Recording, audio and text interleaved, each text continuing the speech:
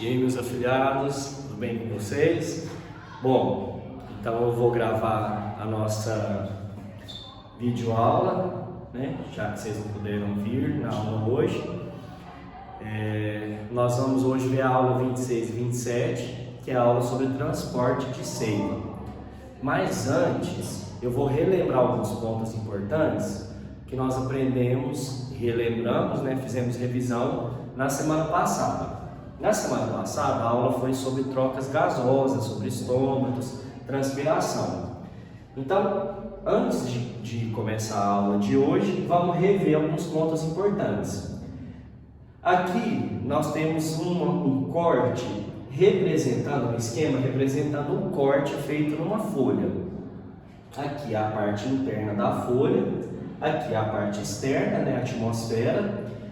Essa primeira camada aqui, branquinha, é a cutícula. A cutícula é uma camada que não tem célula, é uma camada acelular e ela só tem lipídio.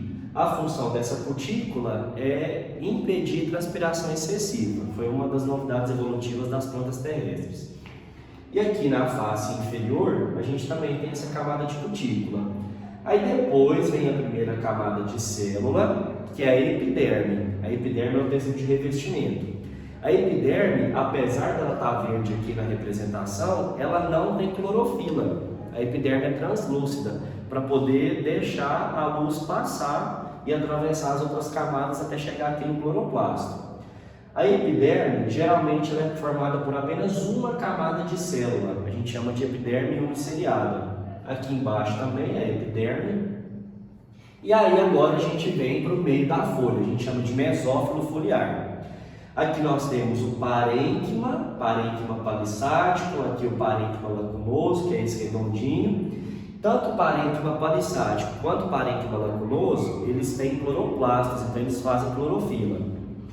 E aqui nós temos um feixe vascular, que é um conjunto de vaso condutor de seiva, e aqui embaixo, na epiderme inferior, na face inferior da epiderme, a gente tem o estômato. Na maioria das plantas, os estômatos eles vão ficar na face inferior para evitar um contato direto com a luz. A gente aprendeu na aula passada, que a luz é um dos ativadores da abertura do estômato. Bom, aqui, pessoal, nessa imagem, nós temos aqui o estômato fechado, ó, duas células guarda, estômato fechado, e aqui duas células guarda, estômato aberto. Quando o estômato está aberto, a planta transpira, ela inevitavelmente vai perder água. E aí a gente viu que existem vários mecanismos que fazem o estômato abrir e fechar. Tem a bomba de potássio, que joga potássio dentro da célula guarda, faz ela ficar hipertônica, recebendo água por osmose e abrindo o ostíolo. Tem a transformação da glicose em amido, do amido em glicose. O amido, ele não tem afinidade com a água, então quando tem muito amido aqui dentro, a água não entra, então o estômago fica fechado. Enzimas ativadas por um pH mais ácido vão transformar esse amido em glicose. Aí a glicose deixa a água entrar dentro do estômago. O estômago abre e a planta transpira. Então esses mecanismos aí são mecanismos de abertura do estômago. Nós aprendemos na aula passada. Se tiver dúvida é só voltar na videoaula, para tudo explicar de forma detalhada. Esse gráfico aqui, ele mostra um experimento que é feito com pesagens de uma folha ao ser retirada lá da árvore. Então eu retirei a folha da árvore e os estômatos vão começar a fechar. E aí a gente vai fazendo pesagens ao longo dos minutos e vai diminuindo a pesagem anterior com a pesagem atual. Então, por exemplo, aqui teve uma primeira pesagem, depois uma segunda pesagem, então caiu, né, o peso diminuiu. Por que diminui? Porque ela está perdendo água. Depois, aqui eu tenho a primeira pesagem com a segunda pesagem com a terceira. Aí a diminuição foi menor, porque o estômago está fechando, ela parou de perder água. Aí quando chega no momento em que não tem mais diferença entre as pesagens, por exemplo, fiz uma pesagem no minuto 6 e depois no minuto 7 e a massa foi igual, quer dizer que os estômagos estão todos fechados, ela não está perdendo mais água. Como ela não está perdendo mais água, não está tendo diferença entre as massas, não está tendo diferença de pesagem. E aqui, por último, a gente tem um gráfico que mostra a relação entre a transpiração, que está nessa curva contínua, e a água absorvida pela raiz, que está representada por essa curva aqui, com essas... Ai, gente, eu esqueci como é que chama essa porcaria. Não é uma linha contínua, são setinhas, tem um nome, esqueci o nome dessa carniça aí. Então, olha só, à medida que a transpiração aumenta, a taxa de absorção de água também aumenta. À medida que a transpiração diminui, a taxa de absorção de água na raiz também diminui. Por que isso acontece? Porque a transpiração forma uma força de sucção, ela puxa, ela suga a água vinda da raiz. Inclusive, é o assunto da aula 26 e 27, que é a videoaula de hoje.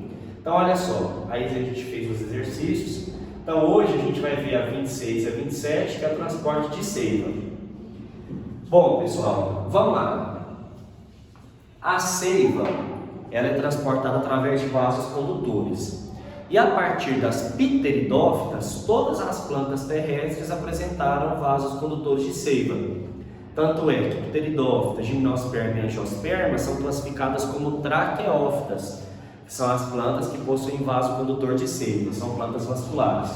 Somente as briófitas não têm vaso condutor de seiva, e aí elas vão transportando água e os nutrientes por difusão de célula a célula ou por osmose. Aqui a gente tem a representação de uma planta com crescimento secundário, então isso aqui é o lenho dela, né? É formado basicamente por xilema. Nós temos aqui a casca suberosa, essa casca é um tecido de revestimento chamado suber. E aí nós temos aqui em detalhe os vasos condutores de seiva. Em rosa nós temos o xilema e em verde a gente tem o floema. Xilema conduz seiva bruta. Lembrando, seiva bruta, ela é formada na raiz e o conteúdo dela é água e nutrientes inorgânicos, né? Sais minerais. Já a seiva elaborada, ela é formada nas folhas, ela é a seiva bruta mais a glicose da fotossíntese. Então ela é água, sais minerais e açúcar. A seiva bruta é conduzida pelo xilema de baixo para cima. A seiva elaborada é conduzida pelo floema em várias direções, aí depende da demanda, da necessidade da planta. E aí, pessoal, esse esqueminha aqui mostra o padrão de organização dos feixes vasculares, que é o local onde tem vaso condutor de seiva. Floema sempre para fora, xilema sempre para dentro. Isso é um padrão. Floema para fora, xilema para dentro. Bom, pessoal, isso aqui também pode ser chamado de cerne. Cerne é a madeira. É o que a gente usa aí na construção, para fazer móveis. Bom, e esses vasos condutores são tecidos, e todo tecido é formado por célula. E quais são essas células? Do xilema, nós temos dois tipos de célula. Nós temos os traqueídeos, vou aumentar aqui a imagem. Nós temos os traqueídeos e os elementos de vaso. Traqueíde e elementos de vaso.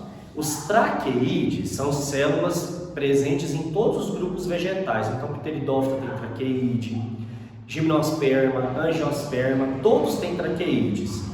Tanto é que essas plantas são chamadas de traqueófitas, como eu disse anteriormente. Agora, os elementos de vaso estão presentes somente nas angiospermas. Os grupos anteriores eles não têm elemento de vaso. Bom, esses traqueídeos, olha só, são células alongadas e nessa célula a água vai passar aqui por dentro, só que, aqui a gente tem a organização, um traqueíde conectado a outro, aí a água vai subindo. Só que esses traqueídeos, eles possuem pontuações, a gente pode chamar de pontuação com U ou pontuações com O, as duas formas estão corretas. Essas pontuações são poros. Desculpa, você Pode entrar, dona Neuza. Eu só estou gravando uma videoaula, se ela quiser limpar, pode ficar à vontade. Mas aqui é rapidinho também, termina em 10 minutinhos. Não, você tem que levar nem 5. Então tá. Não tem problema não.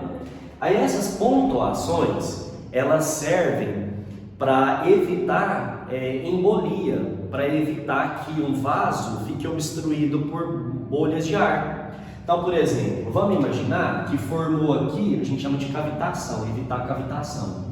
Vamos imaginar que formou uma bolha de ar aqui, olha, nesse traqueide. E aí a água não vai passar, uma bolha de ar impede que a água passe. Porém, a água ela consegue sair de um traqueide para outro através das pontuações.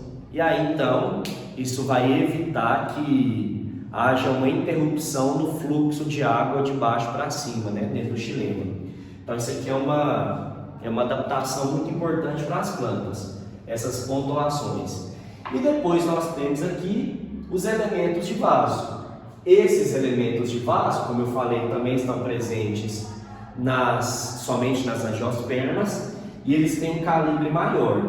Por ter um calibre maior, a chance de cavitação nesses vasos é maior. Mas eles apresentam também essas pontuações aí para evitar, né, ou diminuir a embolia ou cavitação. Bom, agora, pessoal, a gente vai ver uma parte muito importante da nossa aula, que é o seguinte. É só organizar aqui o quadro. Olha só, quando a água entra dentro do xilema, essa água, essa seiva bruta, ela vai de forma muito rápida até a copa, até as folhas da planta, porque existe aquela força de sucção que eu vou falar um pouco mais na frente. Agora, entre a saída da água do solo e a entrada no xilema, existe um percurso, existe um caminho. O xilema está sempre mais no centro do órgão, do caule, da raiz. Então imagina, entre o solo e o xilema existe um caminho, existe um trajeto. Bom, para a gente entender esse trajeto, vamos observar aqui nessa imagem o seguinte. Aqui a gente tem um cilindro vascular, que é onde a água vai, é onde os vasos condutores de seiva estão concentrados, né? O xilema, o floema. Aqui é o solo e aqui nós temos os pelos absorventes ou zona pilífera, que são as células com formato de pelo, células bem alongadas e fininhas, que tem a função de absorver a água. A água ela entra por osmose, pode entrar por difusão, pode entrar até por transporte ativo. Geralmente é por osmose. E aí o que acontece? Essa água tem que atravessar todo esse trajeto aqui até chegar no xilema. E esse trajeto ele é composto por camadas de células. Aqui nós temos a camada de revestimento, que é a epiderme, e essas outras células aqui são as células parenquimáticas, células de preenchimento. Parênquima tem função de armazenagem, mas também de preenchimento. Então aqui são células parenquimáticas formando o que a gente chama de córtex da raiz, que é a parte mais externa, é a periferia dos tecidos. E a parte mais interna a gente chama de medula. Bom, antes de chegar aqui no cilindro vascular, nos vasos condutores, existe uma camada de célula. Essa camada de célula aqui, ela é chamada de periciclo. Então olha só, pelo absorvente, epiderme, parênquima, formando o córtex. Depois nós temos o periciclo, que é um anel de célula. E aí, no meio, o xilema, que é onde a água tem que entrar. Bom, esse periciclo aqui, ele é formado por um espessamento de uma substância, de uma mucilagem, que vai grudar uma célula na outra, vai evitar, porque, por exemplo, imagina que os meus dedos aqui sejam células, só que entre uma célula e outra pode ter um espacinho. Aí existe uma substância que fecha esse espaço. Essa substância forma o que nós chamamos de estria de Caspary. Estria de Caspary. Então aqui no periciclo, aqui na endoderme, nós temos a estria de Caspary. Vou falar dela daqui a pouco, ela é importantíssima.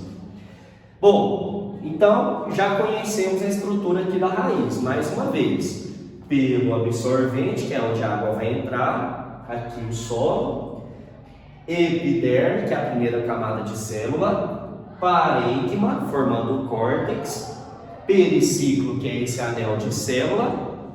E entre essas células aqui nós temos uma mucilagem, uma substância que vai cimentar uma célula na outra, e a gente chama isso de estria de Caspary.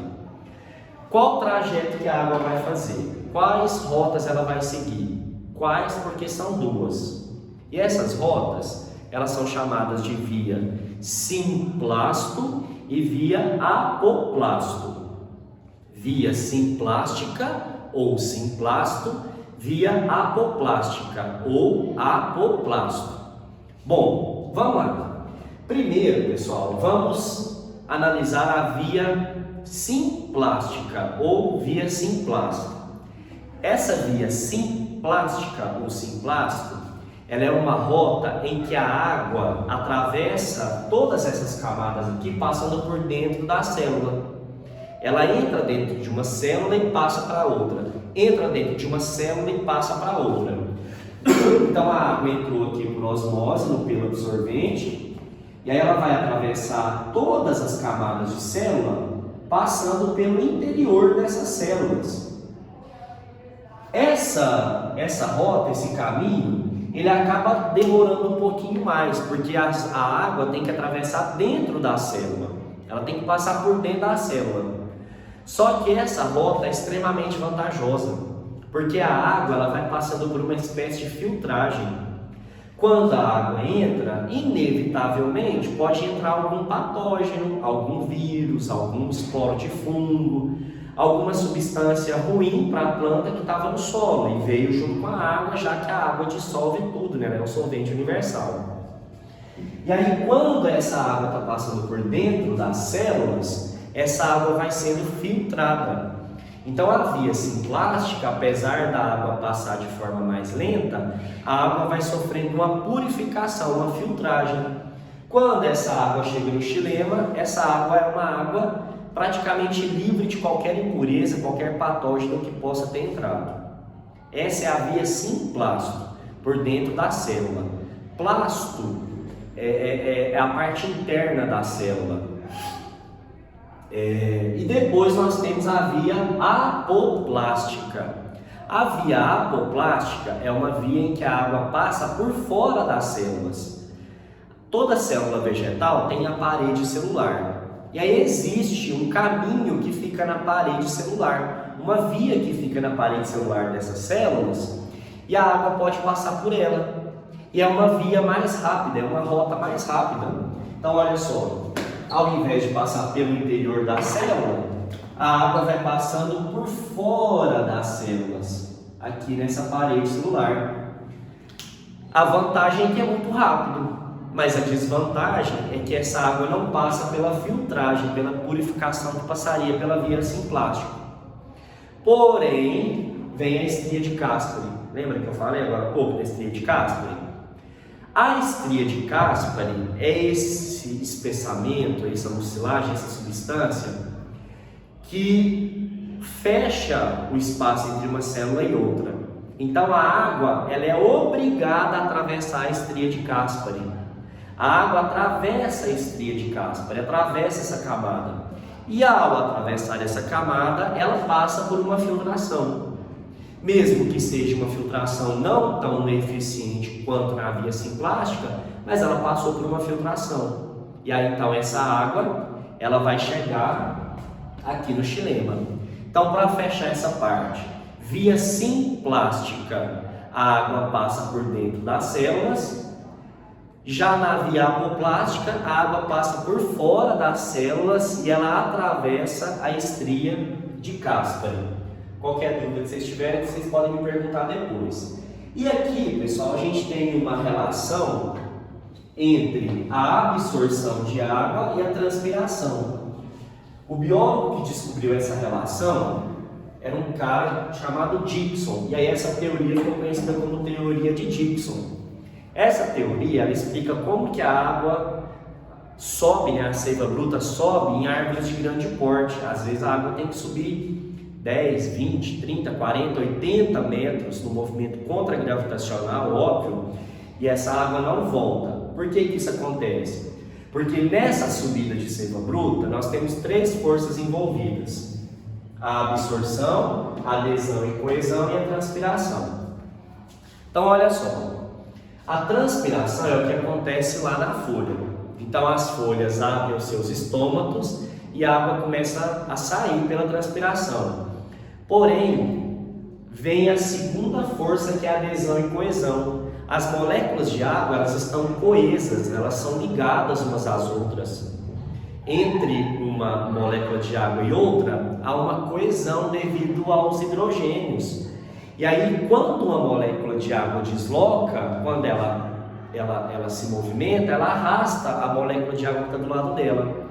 Então, uma molécula de água está puxando a outra. Então, imagina, o estômago abriu, a primeira molécula de água saiu. Essa primeira molécula puxa a segunda, que puxa a terceira, que puxa a quarta e assim por diante. E aí vai puxando a água que está vindo lá da raiz. Então está formando uma sucção, como se a folha fosse um canudinho que está chupando água. Ao mesmo tempo, a água está entrando na raiz através da absorção. A raiz absorve a água. Então existe uma força que está empurrando essa água para cima também. Para uma molécula de água entrar, aqui entrou anteriormente, tem que ir para frente, tem que subir. Então a molécula de água que está entrando do solo para a raiz vai empurrando a outra. E aqui na folha, uma molécula de água vai puxando a outra. Eu até coloquei aqui uma animação, pessoal, que mostra um pouquinho, eu vou colocar aqui de forma acelerada, que mostra esse mecanismo, essa teoria de Dickson. Eu nem vou colocar o som não, vou deixar somente a animação, para vocês entenderem. Então aqui, ó, uma árvore de grande porte, né, mostrando aqui a relação entre a raiz e a folha.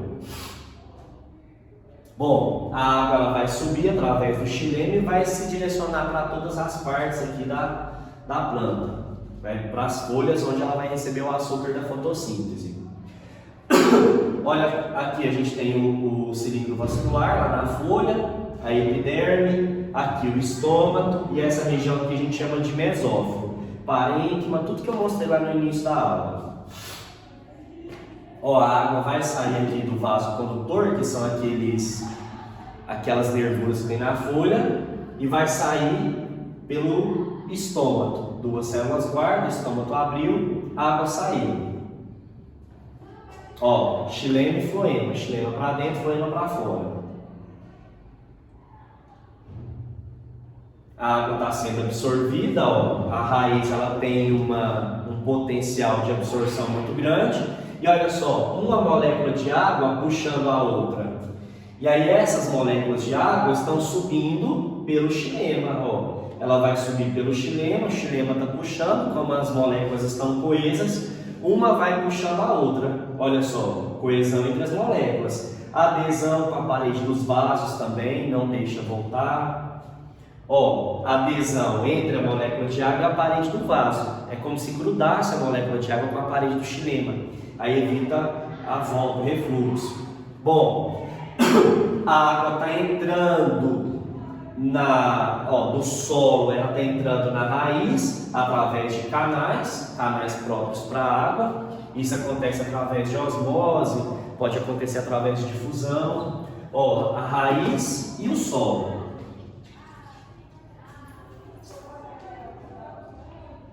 As moléculas de água. E o floema, pessoal, ele vai distribuir água e açúcares para todas as partes da planta. Não é só para cima. Bom, vamos passar aqui agora para a última parte da nossa aula. Nós já falamos sobre pessoal, um detalhe importante. Na raiz existe uma pressão positiva. Essa pressão positiva é o seguinte: a raiz ela está sempre susceptível à entrada de água por osmose.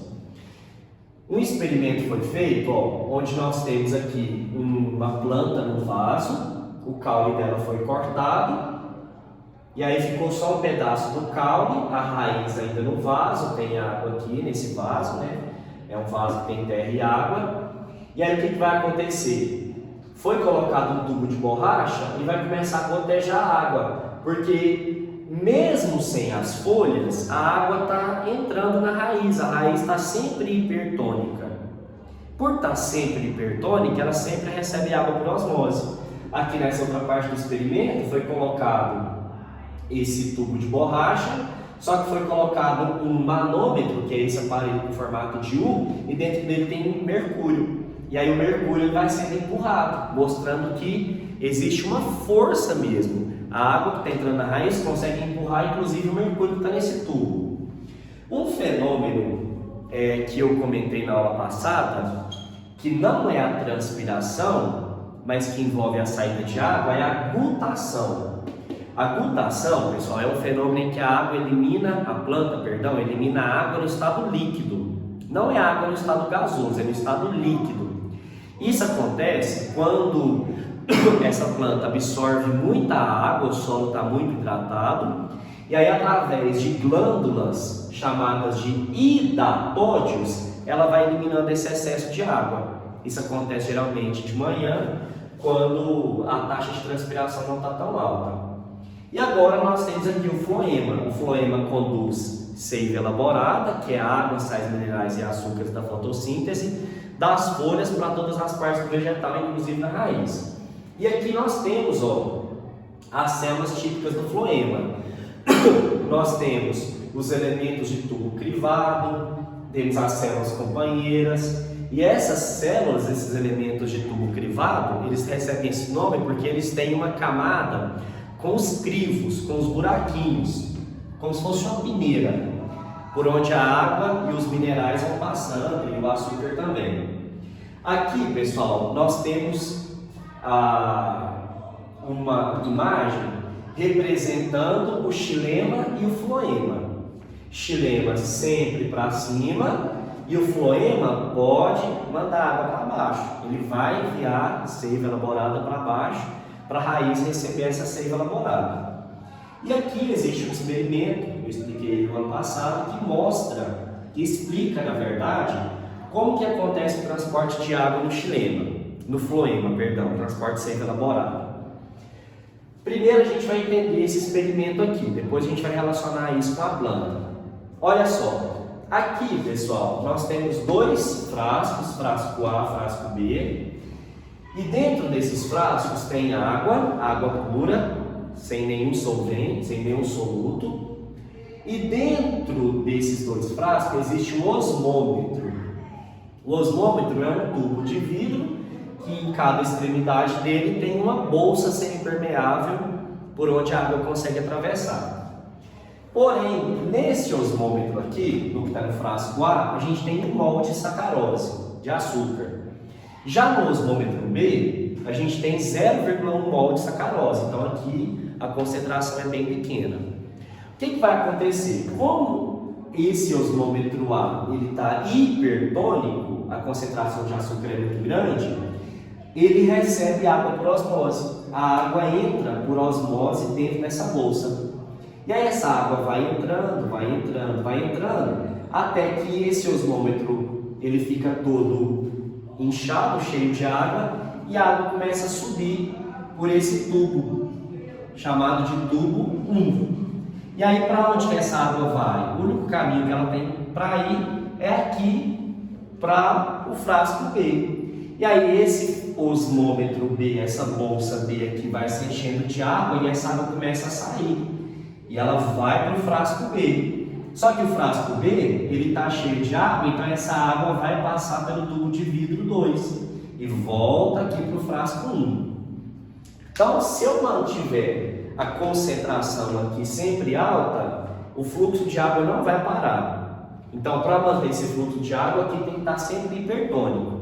Lembrando, quando a água sobe, ela acaba levando parte do açúcar que está dissolvido nela para o frasco B. Mas para continuar com esse fluxo, esse frasco A aqui, esse osmômetro, ele tem que estar sempre hipertônico. Bom, mas o que isso tem a ver com o floema? É porque cada parte desse experimento representa uma parte da planta. Olha só, esse frasco A, ele representa a folha. E esse osmômetro que está no frasco A representa uma célula da folha.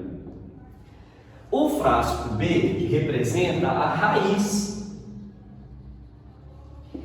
E esse osmômetro que está dentro do frasco B representa uma célula da raiz. O tubo de vidro 2 representa o xilema e o tubo de vidro 1 representa o floema. Então, como que isso aqui vai se aplicar ao experimento? Então, vamos lá. A fotossíntese acontece lá nas células da folha. Então, essa célula aqui está fazendo fotossíntese, está produzindo sacarose, está produzindo açúcar. Então, é óbvio que ela vai ficar sempre hipertônica. Quando essa célula fica hipertônica, ela recebe água por osmose. Então, a água das células vizinhas entram aqui, a água vinda também dos vasos condutores entram nessa folha, e aí essa folha, essa célula, aliás, ela vai estar conectada ao floema, e essa água vai subir pelo floema, levando açúcar produzido na fotossíntese até a raiz. Chegou lá na raiz, a raiz vai receber o açúcar, parte do açúcar que foi transportado chegou aqui na célula da raiz, e aí essa célula vai recebendo água, e essa água sai. Ela sai da raiz, e aí ela vai ser direcionada junto com a água que a raiz está absorvendo no solo para dentro do xilema, e esse xilema vai levar lá para a folha. Então olha só, folha faz fotossíntese, essa fotossíntese vai deixar a folha hipertônica, que vai receber água por osmose, e essa água vai levar o açúcar através do floema para a raiz, para todas as partes da planta, inclusive para a raiz. Lá na raiz, as células recebem parte do açúcar que veio da fotossíntese, já que a raiz não faz fotossíntese, e a água que está entrando na raiz vai ser direcionada para as folhas através do xilema. Essa teoria aqui chama teoria de Milne, ou teoria de Milne, não sei como pronuncia, cada um pronuncia de um jeito. Então ela explica, através desse experimento, como que a água a seiva elaborada é transportada dentro da planta. E para finalizar, a gente tem um experimento aqui, que é o experimento de Malpighi, ou anelamento de Malpighi, que é o seguinte: xilema sempre para dentro, floema sempre para fora. Então, se eu venho aqui com muito cuidado e retiro, faço o anelamento, retiro aqui parte da superfície do tronco de uma árvore, eu removi o floema. O xilema ficou preservado porque ele está na parte de dentro, mas o floema foi removido porque o floema está para fora, ele está mais na periferia do órgão. É muito difícil fazer esse anelamento para você saber qual que é a área que tem floema e não atingir xilema. Então tem que ser uma pessoa que é especialista nisso, ela mancha da técnica. Bom, o que vai acontecer? Como o xilema não foi atingido, o xilema está preservado, a raiz continua absorvendo água e mandando a água para cima. Só que a seiva elaborada, que deveria ir para a raiz, ela não passa. Por quê? Aqui tem floema, só que foi arrancado. A água não consegue atravessar essa parte. E aí a raiz não recebe mais seiva elaborada. Quando as reservas de nutrientes dessa seiva elaborada, dessa raiz acabar, ela vai morrer. Como a raiz morre, a parte aérea também não vai receber mais nutrientes e vai morrer. Então esse anel de Malpighi provoca a morte da planta toda. Vai demorar um tempo, mas a planta inteira vai morrer, porque você retirou o floema. Pessoal, esse anelamento ele pode ser feito num galho. Então ao invés de fazer um anelamento o anelamento no tronco todo, você faz só no galho. Aí o que vai acontecer? Esse galho, vou até achar uma imagem aqui para ficar fácil de explicar.